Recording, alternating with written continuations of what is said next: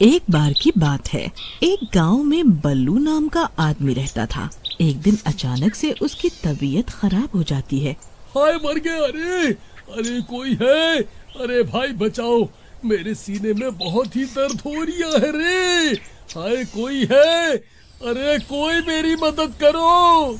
तभी राघव और ललिया उसके घर के आगे से गुजर रहे होते हैं। तभी उन्हें बल्लू के चीखने की आवाज सुनाई पड़ती है। अरे भाई ललिया, लगता है बल्लू किसी परेशानी में है। चलो हमें उसकी मदद करनी होगी। फिर वो दोनों भागते हुए उसके घर जाते हैं। वहाँ बल्लू अपने बिस्तर पर लेटा हुआ होता है। अरे बल्लू भाई, क्या हुआ? काहे इतना चिल्ला रहे हो भाई? अरे मर गया रे भाई, मेरे सीने में बहुत ही दर्द हो रहा है। मुझे जल्दी से अस्पताल ले चलो, नहीं तो मुझे दिल का दौरा पड़ सकता है भाई। अरे बेवकूफ, इतना शोर मत मचा। तुझे कोई दिल का दौरा नहीं पड़ने वाला। अभी तो तू सिर्फ जवान है भाई। तूने कुछ उल्टा सीधा खा लिया होगा, थोड़ी सी गैस बन गई होगी सीने में। कुछ नहीं होगा, थोड़ा सब्र कर, सब ठीक हो जाएगा। चल राघव, कुछ नहीं हुआ, हम चलते हैं। फिर इतना बोलकर वो दोनों वहाँ से चल देते हैं। उन्हें जाता हुआ देख बल्लू जोर जोर से चिल्लाने लगता है। हाय हाय मर गया रे। हाय मुझसे सांस नहीं ली जा रही। अरे कोई मुझे बचाओ रे, अब मैं नहीं बचने वाला। हाय मुझे दिल का दौरा पड़ गया रे, कोई मुझे बचाओ। भाई ये ऐसे नहीं मानेगा, हमें इसे अस्पताल लेकर जाना ही होगा। फिर वो दोनों बल्लू को उठाकर उसे बैलगाड़ी की तरफ ले जाने लगते हैं। बल्लू भाई अब शांत हो जाओ और घबराओ नहीं, हम तुम्हें अस्पताल लेकर जा रहे हैं। अरे नास मिटो, तुम तो मुझे अकेला छोड़कर जा रहे थे। अगर मुझे कुछ हो जाता तो? फिर वो तीनों कुछ देर के बाद गांव के अस्पताल में पहुंच जाते हैं। अरे कमबख्तों, ये किस अस्पताल में ले आए मुझे?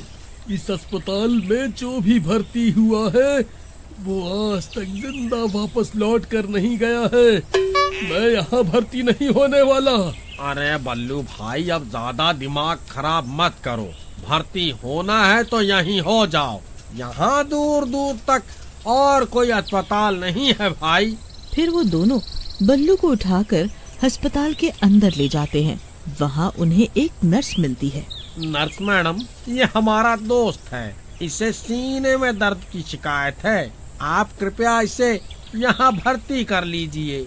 हाँ हाँ, क्यों नहीं, यही तो हमारा काम है। फिर बल्लू उस अस्पताल में भर्ती हो जाता है। उस अस्पताल में उसके अलावा कोई भी मरीज नहीं होता। फिर नर्स बल्लू को कुछ दवाइयाँ खाने को देती है। लो बल्लू जी, ये दवा ले लो, इससे आपको आराम मिल जाएगा। सुबह डॉक्टर साहब आएंगे तो उन्हें अपनी तकलीफ के बारे में बता देना। इतना बोलकर वो नर्स वहाँ से चली जाती है। अच्छा भाई बल्लू, अब हम चलते हैं, तुम आराम करो। अरे नास मिटो, ये मुझे कहाँ भर्ती करवा दिया? यहाँ मेरे अलावा और कोई मरीज ही नहीं है।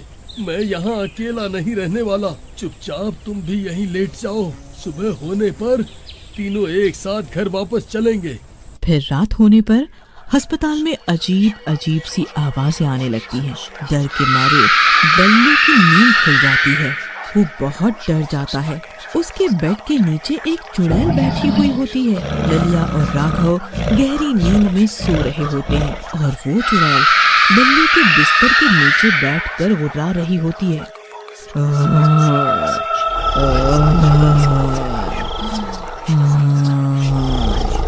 अरे मर गया रे, ये कैसी अजीब अजीब सी आवाजें हैं भाई? मुझे तो पहले से ही इस अस्पताल पर शक था, अब क्या करूं?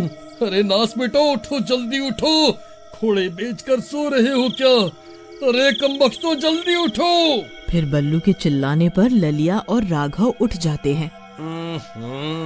अरे बल्लू भाई, अब तो नर्स मैडम ने तुम्हें दवाई भी दे दी, अब क्यों शोर मचा रहे हो भाई? चुपचाप सो क्यों नहीं जाते?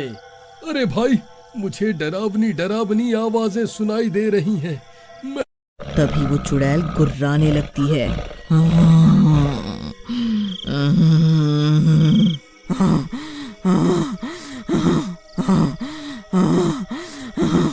अरे मर गए रे, ये कैसी आवाजें हैं भाई? ये तो कोई चुड़ैल की आवाज लगती है भाई। जी नर्स मैडम, आप कहाँ हैं? Nurse madam. ललिया भाई, कुछ करो, मुझे तो बहुत डर लग रहा है। फिर राघव की नजर बल्लू के बिस्तर के नीचे पड़ती है और उसके होश उड़ जाते हैं। डर के मारे वो कांपने लगता है। राघव भाई, अब तुम्हें क्या हो गया? तुम्हें भी दिल का दौरा पड़ गया क्या? अरे भाई, जल्दी से बल्लू के बिस्तर के नीचे देखो भाई। फिर ललिया झांक कर बल्लू के बिस्तर के नीचे देखता है। अरे मर गए रे, ये तो चुड़ैल है। अरे भागो रे! अरे भागो रे भागो, अपनी जान बचाकर भागो। फिर वो दोनों भागकर एक कोने में खड़े हो जाते हैं। अरे नास मिटो, ऐसा क्या देख लिया मेरे बिस्तर के नीचे? अरे बल्लू भाई, तुम्हारे बिस्तर के नीचे तो एक चुड़ैल बैठी हुई है। अरे मर गया रे। आई मम्मी, बचाओ, मैं कहाँ जाऊं? अरे भाई, मुझे बचाओ। बल्लू भाई, बिस्तर से नीचे मत उतरना, वरना ये चुड़ैल तुम्हारी टांग पकड़ लेगी।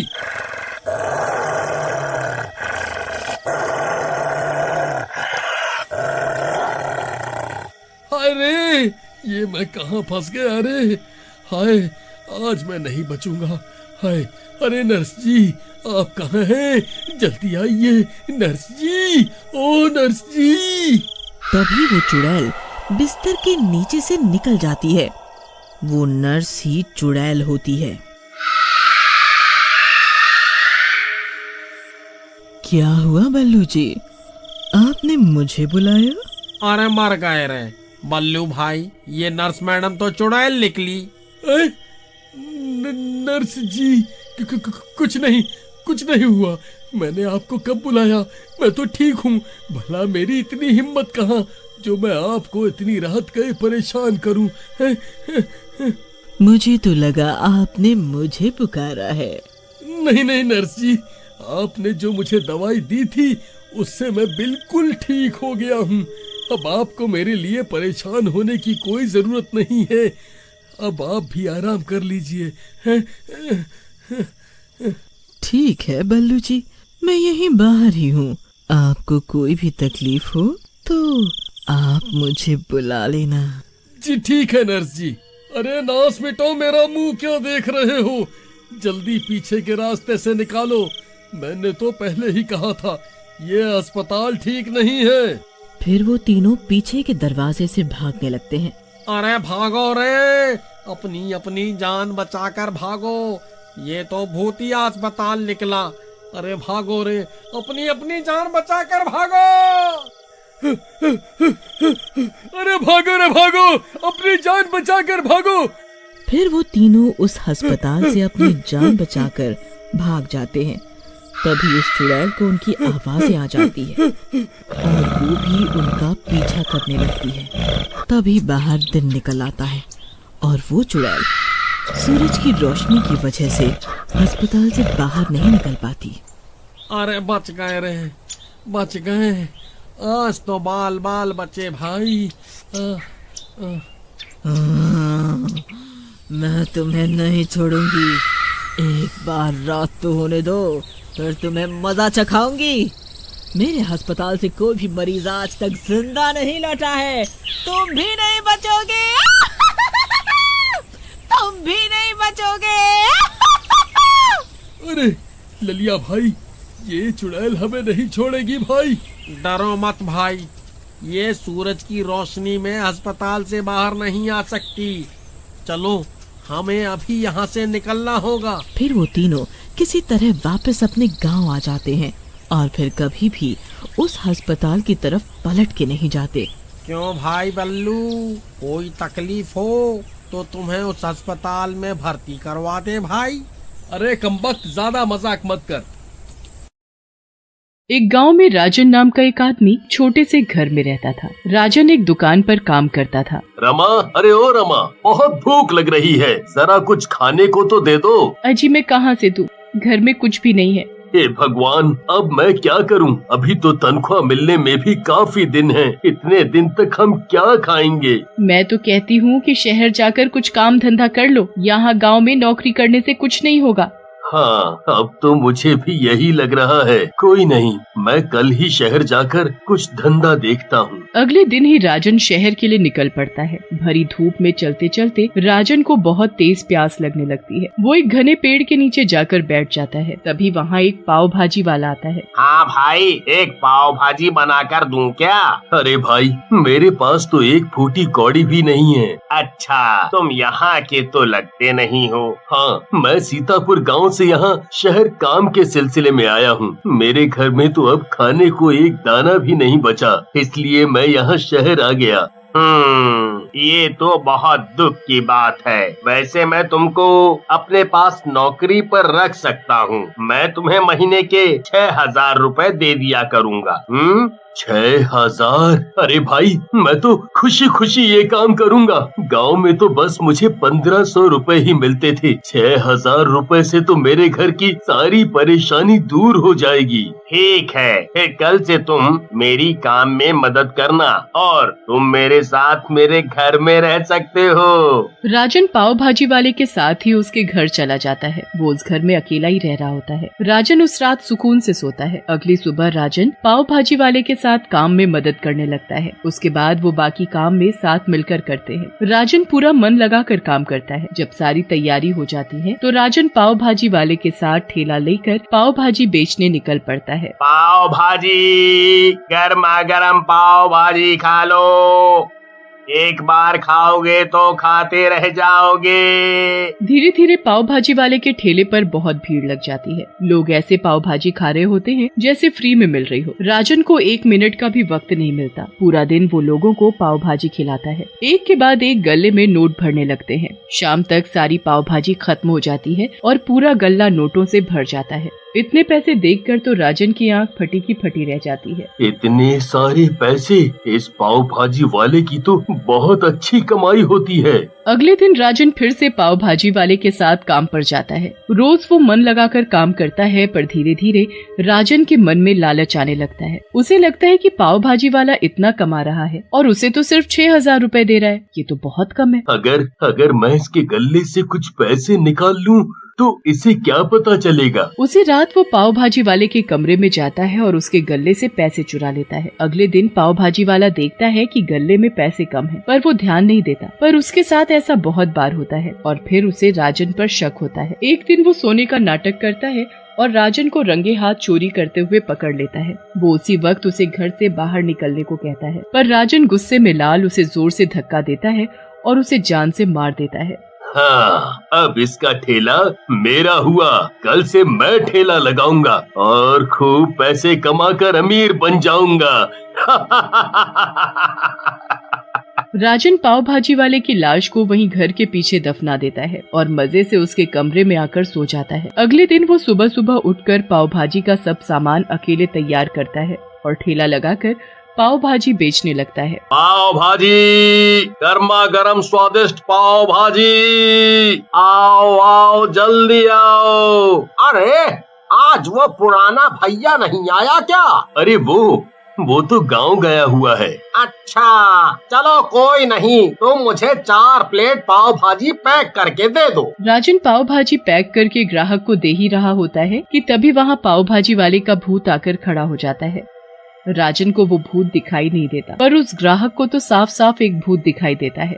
अरे बाप रे, भागो यहाँ से। ग्राहक वहाँ से उल्टे पैर भागने लगता है और राजन को समझ ही नहीं आता कि वो आदमी पाव भाजी लिए बिना ही क्यों भाग गया। बड़ा अजीब आदमी है, 4 प्लेट पाव भाजी पैक करवा ली और बिना लिए ही भाग गया। अब एक एक करके सब ग्राहकों को मैं ऐसे ही भगा दूंगा और जो भी तेरी पाव भाजी खाएगा वो गलती से भी दोबारा नहीं आएगा। तूने जो मेरे साथ किया है ना, उसका बदला मैं लेकर ही रहूंगा। थोड़ी देर बाद वहाँ कुछ दोस्त आते हैं। उनमें से एक का जन्मदिन होता है। अरे भैया, आज मेरे दोस्तों को पेट भरकर पाव भाजी खिलाओ। इनको भी याद रहे कि राहुल का जन्मदिन था। हाँ जी बिल्कुल, बस अभी 2 मिनट रुक जाओ। राजन सबके लिए पाव भाजी लगाने लगता है और दूसरी तरफ भूत किसी प्लेट में ढेर सारी मिर्च भर देता है तो किसी में नमक। राजन को तो कुछ पता ही नहीं चलता क्योंकि उसे वो भूत दिखाई ही नहीं देता। ये लीजिए गर्मा गर्म पाव भाजी। मैं शर्त लगा सकता हूँ कि आपने इससे स्वादिष्ट पाव भाजी कभी नहीं खाई होगी। अच्छा ऐसी बात है तो अभी हम सब खा कर बताते हैं। राहुल जैसे ही एक टुकड़ा मुंह में डालता है वैसे ही थूक देता है। भूत वहीं खड़ा ये सब देखकर खुश हो रहा होता है। छी, इसमें कितना नमक है। ओह, बिल्कुल कड़वी है, कड़वी। भैया इतनी गंदी पाव भाजी मैंने कभी नहीं खाई। अरे ऐसे कैसे नमक ज्यादा हो गया, जरा मैं खाकर बताती हूँ। छाया जैसे ही पाव भाजी खाती है उसका मुंह मिर्च की वजह से जलने लगता है। वो बुरी तरह चिल्लाने लगती है, उह, उह, मिर्च मिर्च, पानी दो पानी, अरे कोई मुझे पानी दो। राहुल जल्दी से छाया को पानी देता है। सारे दोस्त राजन को खूब सुनाते हैं और वहाँ से उठकर चले जाते हैं। अब आया ना मजा, बड़ा आया था मेरे ठेले को हड़पने वाला। मैं तुझे कभी कामयाब नहीं होने दूंगा। राजन के साथ पूरा दिन भूत यही सब करता रहता है और इस बात की उसे जरा भी भनक नहीं लग पाती। पूरा दिन राजन की ढंग से कमाई नहीं हो पाती। घर आकर वो तो सर पकड़कर बैठ जाता है। मैंने तो खुद सुबह पाव भाजी खाई थी, पर फिर बाद में उसमें नमक और मिर्च कैसे ज्यादा हो गए, कुछ समझ नहीं आ रहा। ऐसा करता हूँ, सो जाता हूँ और कल फिर से एक नए दिन की शुरुआत करूँगा। जब राजन रात को उस पाव भाजी वाले के कमरे में सो रहा होता है तो उसे अजीब अजीब आवाजें आने लगती हैं। उसके बाद खिड़की अपने आप खुलने और बंद होने लगती है और तेज तेज हवा चलने लगती है। राजन की एकदम से आंख खुल जाती है तो वो देखता है कि मेज पर रखा गल्ला बार बार बंद खुल रहा है। राजन की ये सब देखकर हालत खराब हो जाती है और वो कंबल के अंदर घुस जाता है। अगले दिन वो फिर जल्दी उठकर अपना ठेला लगाता है, पर भूत फिर से उसके साथ कुछ न कुछ करने लगता है। अरे भैया जरा 1 प्लेट पाव भाजी देना। जी बस अभी देता हूँ। राजन उस औरत को पाव भाजी की प्लेट दे ही रहा होता है कि वहाँ खड़ा भूत उस प्लेट में हाथ मार देता है और गर्मा गर्म भाजी उस औरत के ऊपर जा गिरती है। वो औरत बुरी तरह चिल्लाने लगती है, जला दिया रे, इस आदमी ने मुझे जानकर जला दिया। नहीं नहीं, मैंने ऐसा नहीं किया। मुझे ऐसा लगा किसी ने प्लेट पर हाथ मारा है। रे पाव भाजी वाले, मैं तेरा रोज का ड्रामा देख रहा हूँ। कोई ना कोई तेरे ठेले पर आकर गाड़ी सुना कर ही जाता है। तूने काम ही ऐसे किए होंगे, तभी तो लोग तुझे गाली दे जाते हैं। तमीज में पाव भाजी बेचनी है तो बेच, वरना यहाँ पर रहने वाले लोगों के साथ तेरी इस पाव भाजी के ठेले को उठाकर फेंक दूंगा, समझी? राजन का पूरा दिन ऐसे ही निकल जाता है। वो घर जाकर गल्ला देखता है तो उसमें मुश्किल से 100 रुपए निकलते हैं। ये मेरे साथ क्या हो रहा है? जरूर कुछ तो गड़बड़ है, पर क्या, ये समझ नहीं आ रहा। राजन सोचते सोचते सो जाता है। तभी उसे फिर से अजीब आवाजें आने लगती हैं। वो जल्दी से उठता है तो उसे अपने बगल में एक भूत दिखाई देता है। वो वहाँ से भागता है तो कमरे के बाहर वो भूत आकर खड़ा हो जाता है। हे भगवान, मुझे बचाओ, इस घर में तो भूत है। मैं वही पाव भाजी वाला हूँ जिसे तूने मार डाला। मैं तुझे अब नहीं छोड़ूंगा। तूने जो मेरे साथ किया है ना, मैं उसका बदला ऐसे ही लूंगा। तूने मेरा कान छीना और मुझे मार डाला। अब मैं भी तेरे ठेले पर 1 पैसे की कमाई नहीं होने दूंगा। इसके लिए तूने मुझे मार डाला। नहीं नहीं, ये नहीं हो सकता, ये नहीं हो सकता। ऐसा ही है, तू अब मुझसे बच नहीं पाएगा। मैं तुझे वैसे ही मार डालूंगा जैसे तूने मुझे मारा।